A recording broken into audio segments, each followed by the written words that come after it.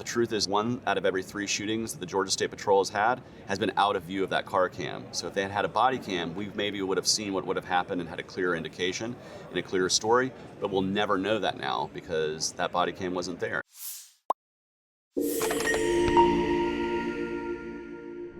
Welcome to FreedomFest TV, part of the Ultimate Summit for Liberty. I'm your host, Heather Wagenhals, and I am excited about my next guest. I have yet another presidential candidate, this time from the Libertarian Party, Chase Oliver. Welcome to the show. I'm happy to be here and happy to be at FreedomFest. This is great. We've been having such an incredible conversation here. So what brings you to Freedom Fest? Is this your first time? So this is my first Freedom Fest, and I am here as a presidential candidate wanting to reach out and hear from libertarian voices all over the country, and this is a great place to do that. It is a great place, and you'll get more than libertarian voices, which is really important to understand what the others are thinking. Oh yeah, well you want to hear across the spectrum. You know, it's important for as a candidate to hear from voters all over the spectrum and to really try to communicate your values to them and hear their values and get that feedback. Absolutely. And one of the things that we were talking about before we went on camera was that the Libertarian Party does a different process for nominations. And I've never really talked about that on air before. And so share with us a little bit about what hurdles you have facing you and how you have to go through this process to get on the ballot as the nominee. Absolutely. So, traditional, the Republican and Democratic parties, they go through a taxpayer-funded primary system that then, based on whoever wins the state, they get the state's delegates, and that's kind of how they do it. We do a convention system in the Libertarian Party. We don't have taxpayer-funded primaries. I don't think we would want them.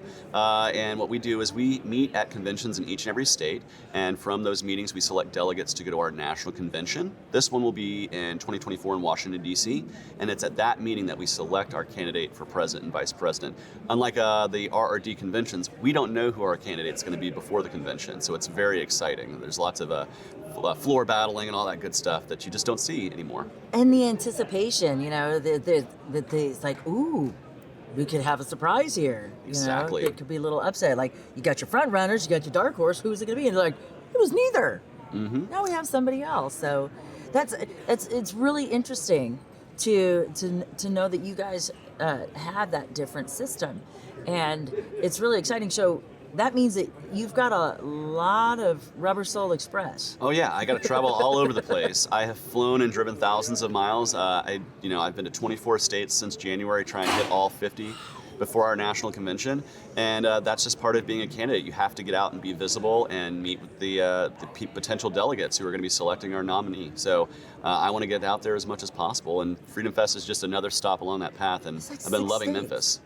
Six states, right? Oh, and there's a lot. A month. Oh, yeah. 6 states a month. Something like that. Sometimes I'm doing 2 or 3 states in a weekend, so it can be very busy. Like I'm about to do an Omaha and Iowa swing where I'm in 4 cities and 2 states in 2 days. So that'll be just an example of how crazy it can be.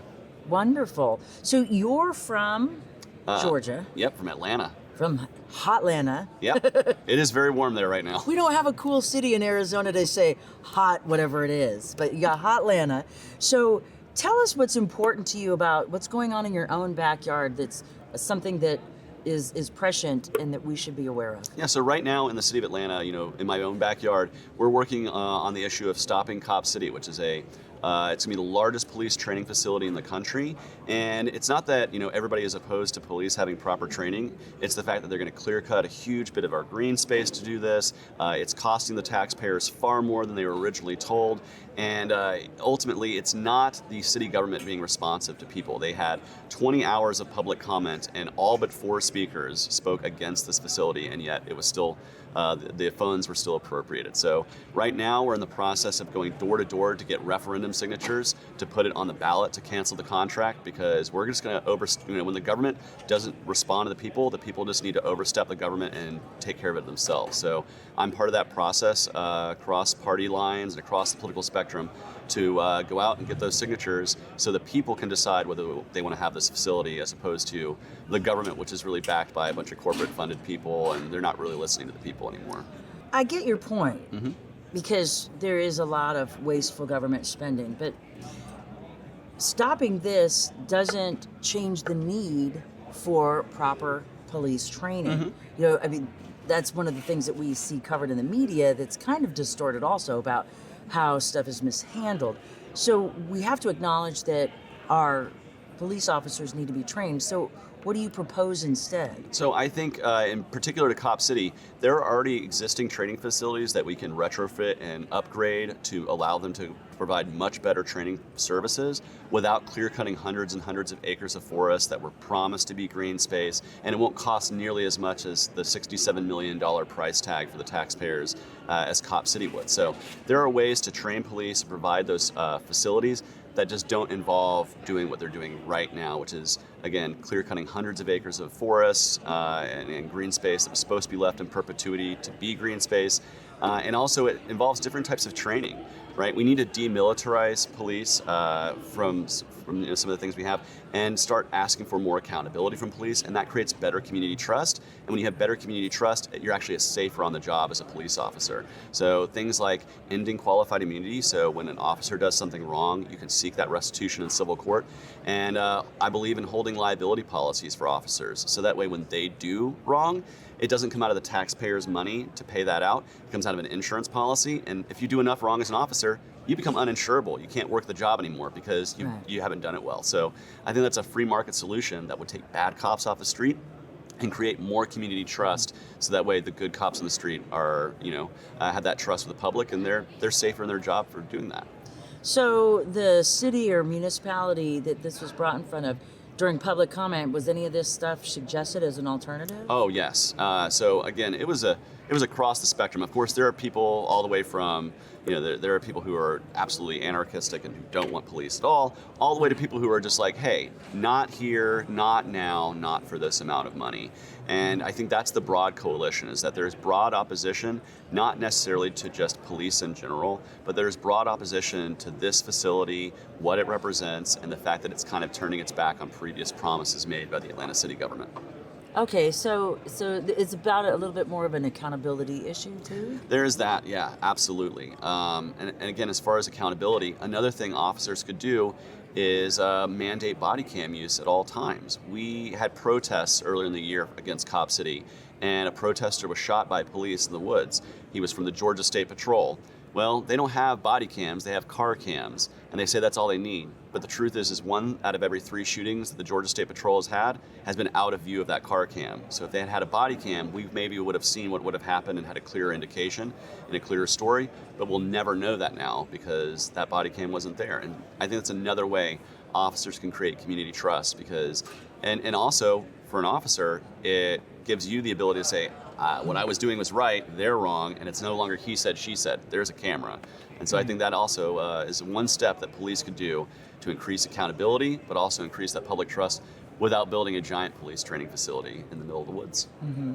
Well, I know you'll probably be back here next year for Freedom Fest to continue the process, but are you going to keep coming? Oh, yeah. Are you hooked? Oh, yeah, absolutely. I'm going to definitely be back here next year, hopefully as a Libertarian presidential nominee. But either way, I'm going to be out here fighting for freedom and talking about freedom and meeting with other people in the liberty movement who really want to increase human freedom here and all over the world. So what does freedom mean to you? Yeah, so I'm actually trying to get the answer to that question as I walk around Freedom Fest right now. Freedom to me is essentially so long as you're not harming anyone in your own behavior, no one should seek to use force, fraud, or coercion to make you change that behavior, and that includes the government. So that's what freedom means to me at a most base level. But right now I'm asking everybody at Freedom Fest what freedom means to them and asking them to fill out a little card for me, because I'm collecting index cards just like that. I got mine here. And so I'm wanting that feedback, but I also want to help curate a book that allows people to see what freedom means to us. Wow, that's so exciting. Mm-hmm. I get to be a part of your book then. Well, yeah. As long as I fill out the card. Yeah, there's actually a great guy named Alex Robeson who wrote the first Freedom cards, and he continues to say he wants to make more and more volumes, so I'm seeking just to provide him that material to make the next one. Excellent. Well, it's been a pleasure to have this conversation with you. If folks want to learn more about your platform and potentially participate in your run for the presidency, Where do they find you? Yeah, so you can find my website at votechaseoliver.com. You'll see my issue positions, press releases. You can become a donor or a volunteer supporter there. But also, if you want to follow me on social media, just look for @ChaseForLiberty on Twitter, Instagram, Facebook, Threads now, and TikTok too. So we're all over the place. I know. Yeah, Chase for Liberty or votechaseoliver.com. Excellent. Well, thank you again for being a part of the show. Chase Oliver, I'm Heather Wagenhals, and we'll be back with more Freedom Fest TV right after this.